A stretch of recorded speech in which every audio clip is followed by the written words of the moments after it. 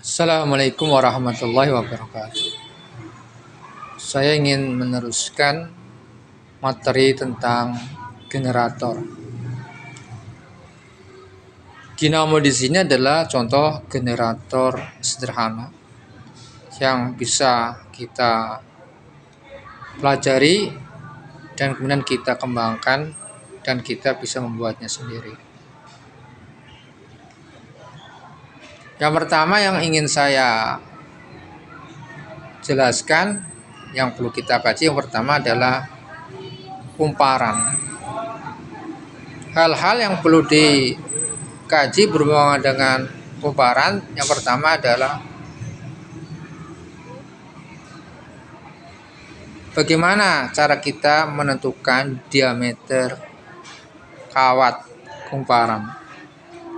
Bagaimana cara kita merumuskan atau bagaimana rumusnya untuk mendapatkan diameter kawat kumparan yang optimum.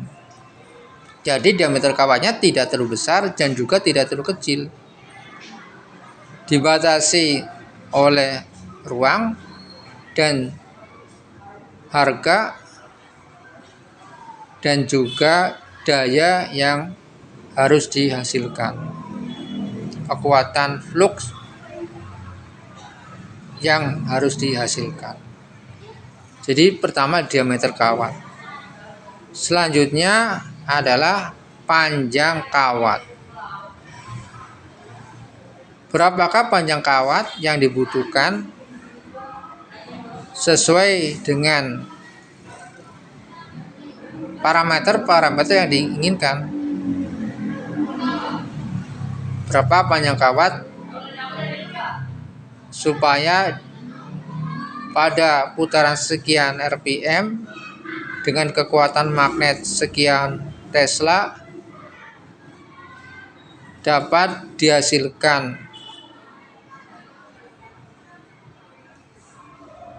tegangan listrik sekian volt atau daya sekian watt. Nah, ini panjang kawat. Kalau sudah ketahuan panjang kawat, kemudian banyaknya gulungan. Bagaimanakah menghitung jumlah gulungan? Karena gulungannya pasti pada sebuah inti, maka gulungannya semakin lama semakin besar. Seiring dengan semakin banyak kawat yang digulung. Tidak konstan, tetapi merupakan sebuah fungsi matematik.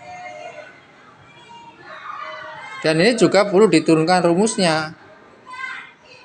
Sehingga nanti kita bisa mengestimasi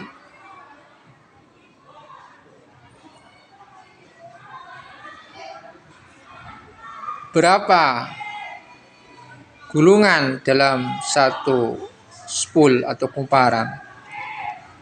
Dengan panjang kawat sekian, kira-kira ada berapa gulungan yang dapat diperoleh.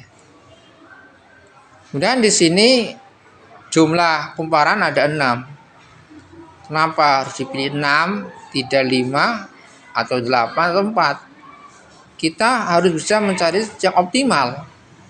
Yang optimal. Jika terlalu banyak tidak bagus, jika terlalu sedikit juga tidak bagus. Yang optimal untuk menghasilkan daya sebesar 12 watt. Untuk menghasilkan daya sebesar 12 watt misalkan, atau 6 watt. Maka jumlah spool itu ada berapa? Kalau di sini kan ada 6. Nah, ada 6 kumparan atau solenoid atau spool. Ini berapa? Bagaimana cara menghitungnya supaya pas?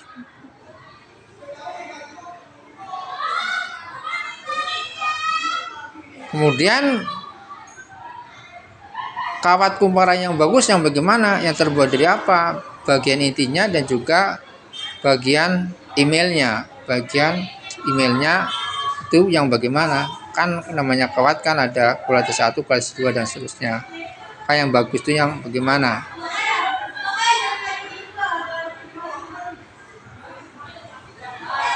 Selanjutnya berhubungan dengan magnet.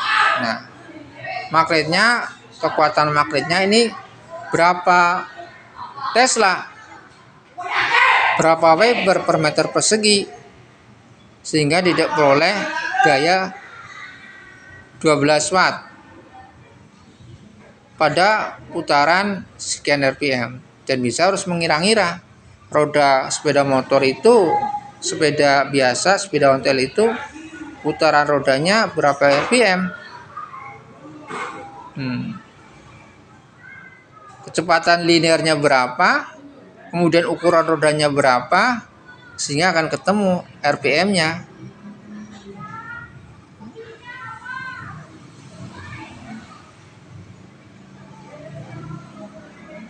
Kemudian bagaimana dengan masalah yang berhubungan dengan magnet? Magnetnya yang dipakai di sini adalah magnet berbentuk silinder. Kalau magnet berbentuk silinder seperti tabung, yang mana kutub utara, yang mana kutub selatan? Bagaimana orientasi magnetnya? Nah, sehingga nanti akan didapatkan arus yang besar. Untuk umparannya juga, kenapa lilitannya harus seperti itu bentuknya, tidak dalam bentuk yang lain. Nah, misalkan ya seperti ini ya, ini untuk motor. Nah, ini untuk motor kipas ya, untuk motor ini.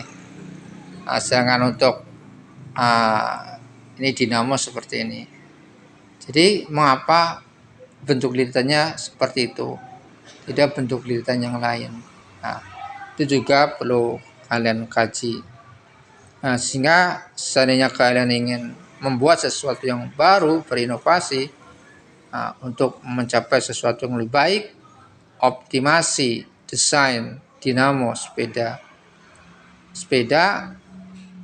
nanti akan mendapatkan hasil yang baik, bagus. Ya, terima kasih. Assalamualaikum warahmatullahi wabarakatuh.